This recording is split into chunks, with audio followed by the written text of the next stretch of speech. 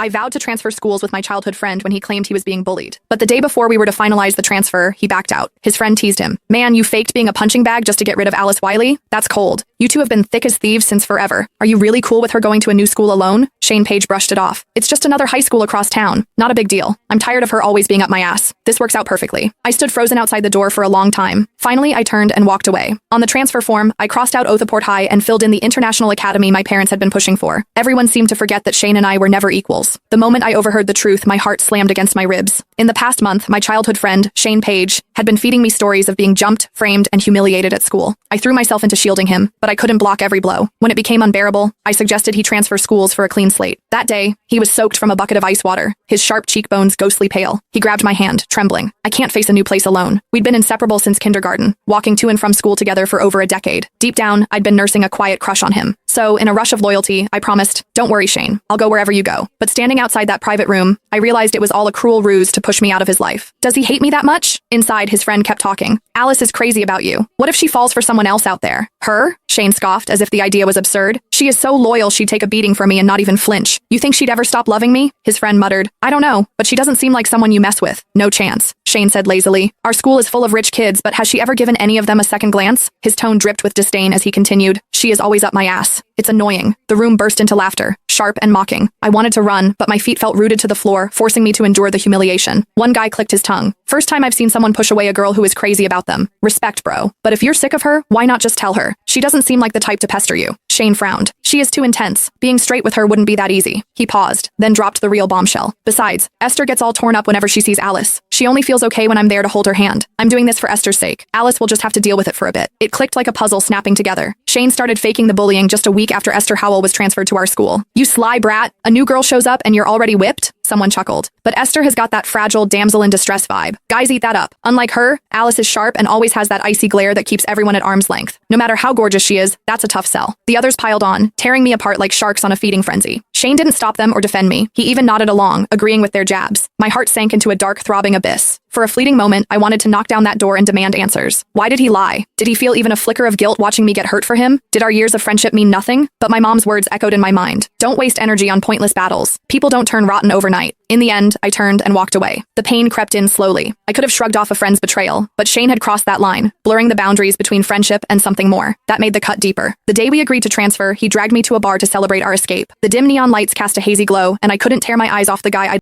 Click the link below the profile picture and search for my ID, Jai 88,889 to watch the full sequel for free.